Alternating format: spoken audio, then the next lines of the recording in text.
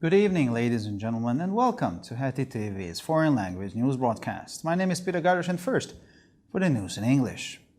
Opposition leader Benjamin Netanyahu has criticized Prime Minister Yair Lapid for his attitude towards Russian President Vladimir Putin, while the Russian Justice Ministry is calling for the closure of Sochnut. Netanyahu said it was a dangerous crisis that could cause significant damage to relations between the countries. Netanyahu appealed to Lapid and Defense Minister Benny Gantz to stop endangering national security, with Prime Minister Lapid's spokesman saying shortly after the statement that there is no crisis, in line with Putin's spokesman's statement earlier in the day. For the security of the State of Israel and Russian Jewry, this is an issue that should be handled discreetly and through government channels, not through press conferences and unsubstantiated statements to the media, said the spokesman. The Israeli Foreign Ministry has issued a travel warning to Israelis, warning them not to travel to Ukraine, including to Uman and the surrounding areas. In the travel warning, the Foreign Ministry wrote, Israeli citizens in Ukraine are urged to leave the country immediately. The Israeli embassy does not have a permanent presence on Ukrainian territory during these days and therefore cannot provide consular services. The security situation is volatile, including the threat of aerial bombardment of rocket fires, including in civilian areas and cities, including in the central and western parts of the country, and poses a real and imminent threat to life, they wrote. Russian gas supplies on the Northern Stream pipeline, the main gas export route from Russia to Europe, have been cut to 1/5 of their maximum capacity to 1.28 million cubic meters per hour, the RIA Novosti news agency said. Russian gas company Gazprom said the capacity cut, which took effect at 8 a.m. Central European Time, was due to the scheduled shutdown of another turbine.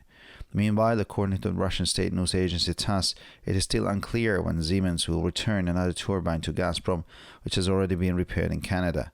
The Russian gas supplier announced on Monday that it would be forced to shut down another gas turbine engine at the Porpotvaya compressor station for an overhaul, which will cut gas supplies on the Nord Stream pipeline by half, from 6 to 7 million cubic meters a day to 20% of the maximum.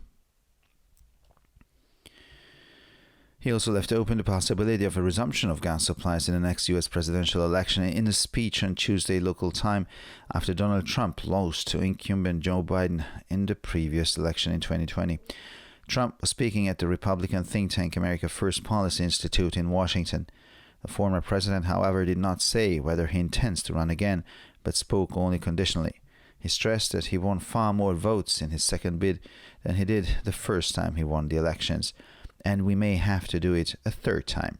He added that his supporters would have more details on this soon.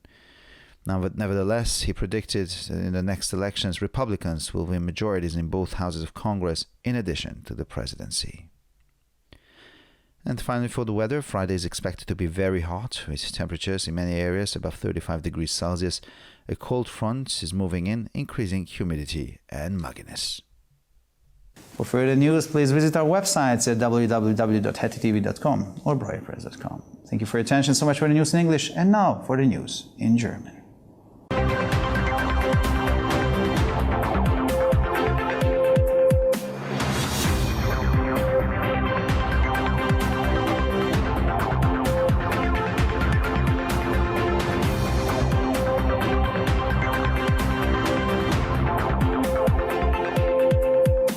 Schönen guten Abend, liebe Zuschauer. Mein Name ist Peter Gardosh und nun zu den Nachrichten auf Deutsch.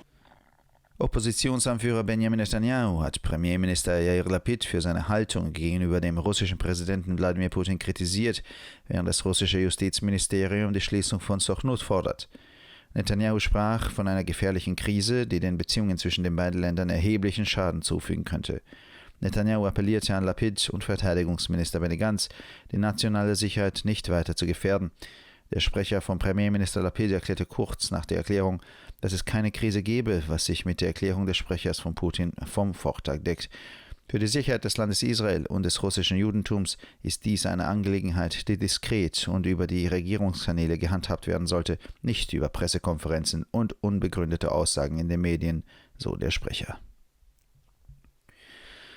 Das israelische Außenministerium hatte eine Reisewarnung an Israelis herausgegeben, in der sie vor Reisen in die Ukraine einschließlich Uman und die umliegenden Gebiete warnt. In der Reisewarnung schrieb das Außenministerium, israelische Staatsbürger in der Ukraine werden dringend gebeten, das Land sofort zu verlassen. Die israelische Botschaft hat in diesen Tagen keine ständige Präsenz auf ukrainischem Territorium und kann daher keine konsularischen Dienstleistungen anbieten. Die Sicherheitslage ist unbeständig, einschließlich der Gefahr von Luftangriffen oder Raketenbeschuss, auch auf zivile Gebiete und Städte einschließlich der zentralen und westlichen Teilen des Landes und stellt damit eine reale und unmittelbare Bedrohung für das Leben dar, heißt es. Wie die Nachrichtenagentur RIA Novosti berichtet, wurden die russischen Gaslieferungen über die Nord Stream Pipeline, die wichtigste Gasexportroute von Russland nach Europa, auf ein Fünftel ihrer maximalen Kapazität von 1,28 Millionen Kubikmetern pro Stunde reduziert. Die russische Gasgesellschaft Gazprom erklärte, die Kapazitätsreduzierung, die um 8 Uhr mitteleuropäischer Zeit in Kraft trat, sei auf die geplante Abschaltung einer weiteren Turbine zurückzuführen. Unterdessen ist nach Angaben der staatlichen russischen Nachrichtenagentur TASS noch unklar, wann Siemens eine weitere Turbine an Gazprom zurückschicken wird, die bereits in Kanada repariert wurde. Der russische Gasversorger kündigte am Montag an, dass er gezwungen sei, eine weitere Gasturbine in der Verdichtungsstation Portovaja für eine Überholung abzuschalten, was die Gaslieferungen über die Nord Stream Pipeline um die Hälfte von 67 Millionen Kubikmetern pro Tag auf 20% des Maximums reduzieren werde. In einer Rede am Dienstag Ortszeit ließ er auch die Möglichkeit einer Wiederaufnahme der Gaslieferungen bei den nächsten US-Präsidentschaftswahlen offen, nachdem Donald Trump bei der letzten Wahl im Jahr 2020 gegen Amtsinhaber Joe Biden verloren hatte. Trump sprach vor der republikanischen Think Tank America First Policy Institute in Washington. Der ehemalige Präsident sagte jedoch nicht, ob er beabsichtigt, erneut zu kandidieren, sondern äußerte sich nur bedingt. Er betonte, dass er bei seiner zweiten Kandidatur weit mehr Stimmen gewonnen hat als beim ersten Mal, als er die Wahl gewann, und wir müssen es vielleicht ein drittes Mal versuchen. Er fügte hinzu, dass seine Anhänger bald mehr Details dazu erfahren würden. Dennoch sagte er voraus, dass die Republikaner bei den nächsten Wahlen neben der Präsidentschaft auch die Mehrheit in den beiden Häusern des Kongresses erringen werden. Und schließlich zum Wetter. Am Freitag wird es voraussichtlich sehr heiß werden, mit Temperaturen von über 35 Grad in vielen Gebieten. Eine Kaltfront zieht heran und erhöht die Luftfeuchtigkeit und die Schwüle. Für weitere Nachrichten besichtigen Sie bitte unsere Webseiten www.hettitv.com sowie www.breuerpress.com.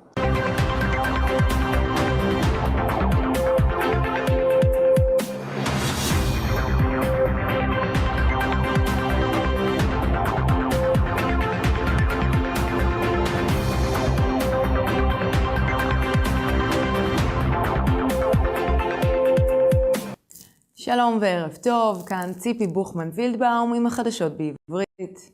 ראש האופוזיציה בנימין נתניהו מתח ביקורת על ראש הממשלה יאיר לפיד על התנהגותו כלפי נשיא רוסיה ולדימיר פוטין, בעוד משרד המשפטים הרוסי קורא להפסיק את פעילותה של הסוכנות.